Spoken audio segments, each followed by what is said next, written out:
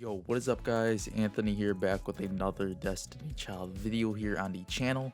And in today's video, everyone, we are going to be discussing some of the tips I do have for the current Ragna Break event, so you all could improve your survivability against the Loki Ragna Break boss. But we are here on the raid side of Destiny Child, and I'll be discussing some of the tips I have to help with the boss debuffs and of course the tons of damage he does have due to his skills. So if we do check out his level 30 information before we do dive into the tips, if you guys would like to, you could skip on to the next part.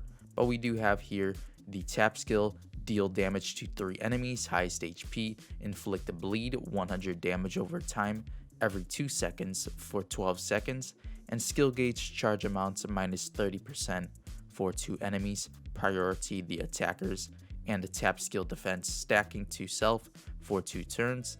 As for the slide skill here, deal damage to 3 enemies, priority attackers, inflict rend, 150 damage and bonus damage onto targets with damage over time debuffs, 2 times to 3 enemies, priority with damage over time debuff, and inflict silence, skill use blocked and skill gauge reset to enemy attacker for 14 seconds, and grant tap skill defense increase plus 120% to self for 2 turns.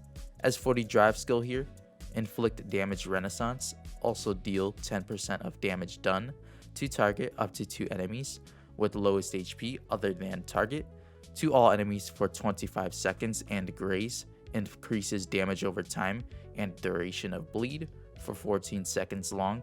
As for the leader buff here, debuff resistance plus 40% and debuff duration cut minus 60%, and all skill defense plus 70%, except for weak point attributes for all allies and a nullify frenzy for all enemies. So there's the skill set of Loki here for the level 30 boss of his. As you all could tell based on the tap, slide, and drive, he does have a ton of damage through his damage over time, being the rend, and of course the bleed here on the tap skill as well. Now he does have a ton of tap skill defense, which can impact the attackers that are based on tap skills, of course, such as Artemis, etc. Now Artemis is still a good option, as I discovered earlier on, due to her magic damage bonus on her tap skill, so he doesn't affect her too much on the tap due to her magic damage bonus. But of course the damage renaissance is a problem with the survivability, so let's get started with some tips here to counter this. Alright everyone, so here we are in the child inventory of mine, and we do have these team of mine on the screen as well, being Ophues, Artemis, Tiwaz, Lupin, and of course Samil. Now the main units here on my team to survive throughout the level 30 boss and of course counter the silence debuff would honestly be the Samil here. And if we do dive into Samil a bit here, if we do find her here in the inventory, we do have her skill set, which is very important here, as we do have the slide skill we'll discuss first of all, being the Nightmare Automata. Deal 4004 damage to 2 random enemies, a 90.1% chance to grant aid, weak point skill damage plus 15%, attack in proportion to current number of buffs for 16 seconds, and tap skill final blow plus 75.2% for 16 seconds to 2 allies. Priority dark/highest attack. In raids, grants vampirism, recover 34% HP on attack to 3 allies, priority lowest HP. Now the main portion of her slide skill to help with survivability would of course be the ending here with the vampirism to recover a certain percentage of HP on attack to 3 allies, of course depending on your uncaps here for your Samil. Now a very crucial skill here as well would be the tap skill. We do have deal 2547 damage and an 80.1% chance to remove a debuff from 2 allies with debuffs. So it's very important to run Samil onto your roster if you can on a slide tap skill rotation, which has been doing very well for me. And if you guys are still struggling a ton with the debuffs, then you can probably run her on a slide and 2 taps for the skill order. But for myself, I found it totally fine to run her on a ST order. The next tip for survivability and of course debuff evasion I would suggest would be to focus on your equipment a ton.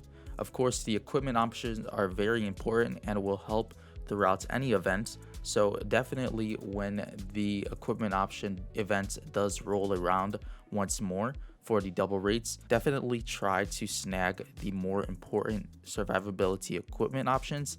As we all could see here, we do have Mahasty Ophawace on screen right now. Now some options to help with her survivability here. We do have the third option here on her weapon, being the A rank option here. When attacking with slide skills, recover a certain percentage of damage as HP. So this is very important for this raid, as of course Loki is targeting our attacker units. We do have the third option here, which does help her a ton, as of course Ophawace is a slide skill based unit and will recover a certain percentage of HP based on the damage she is dealing. As for accessories, we probably have the most important option here, being the second one here. Increase the debuff evasion by a certain percentage. Of course, this is an S rank, so this might be very hard to obtain, but this is why I suggested to roll when the double rates options event was active last month. These options are very important in order to survive and of course evade the debuffs here on any events. So this S rank is very crucial to have for all of your units outside of the debuffers. And we also do have the Soulcard. If your attacker is being constantly silenced, you could probably avoid these Soulcards that are pretty normal for your attackers and just apply a Soulcard like Showtime. As we could see here, Showtime does have debuff evasion by 16% when equipped. Of course, this is a +5 Prism copy, but any copy of Showtime is very valuable, as of course it does increase the debuff evasion. Now you may wonder, why should I remove the attacker Soulcard off of my unit? The only reason I would suggest this would be if you are running Artemis, as of course the Soulcard won't affect her magic damage on the tap skill. And if you are just running a solo attacker such as Ophawace and you are constantly being silenced, then the Showtime Soulcard will help a ton. And of course we do have a second option here, being to the glittering waves here, which is very good. Also, we do have the dark special options here, increase debuff evasion by 13% when equipped during a raid. And you all can see here it is at +0 status and level 1. So still a very good card here. And of course it also does have HP and agility, which will help a ton with your attackers. And last but not least here, we do have the drive order, which is very important as well, that you do implement the Samil drive skill.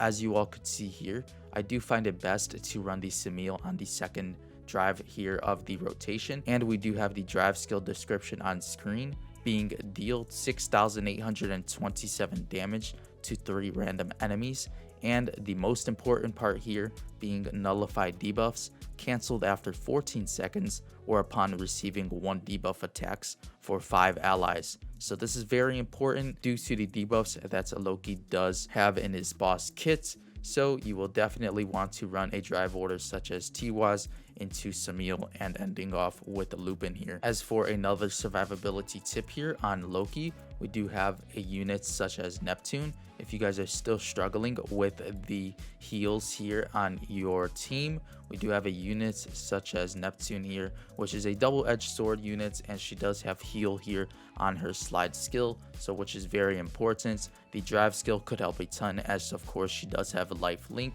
as the most important portion of the raid would be survivability. So once you guys do figure out a composition that will survive, then that is half the battle, and then you guys would want to focus on the evasion of the debuffs. We also do have here a unit like Mott, which is good as well if you guys are newer and don't happen to have a unit like Neptune, which she just does heal a ton for your units and will overall increase your survivability a ton. Another unit here would be Pomona, as of course she does have debuff evasion here on the tap skill, and of course for the slide skill here she does nullify debuffs as well. So a good option here also if you guys are still struggling with the debuffs here against Loki. So that'll pretty much do it for my tips here against the level 30 Loki boss. If you guys do happen to have any tips of your own to counter the debuffs of Loki, make sure to share them in the comment section below, as of course this boss does seem to be pretty difficult for many. So any tips of yours would be greatly appreciated in the comment section below. below. But make sure to let me know in the comments section if this tip video did help you guys out by any means.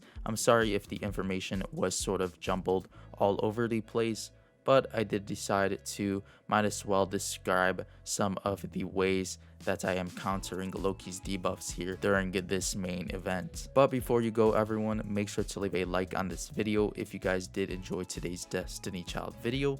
And of course, if you guys haven't yet done so already, make sure to subscribe to the channel if you are interested in more Destiny Child content, and of course haven't yet done so already. But with all of that being said, I'll see you all in the next Destiny Child video. As always, thank you all so much for watching.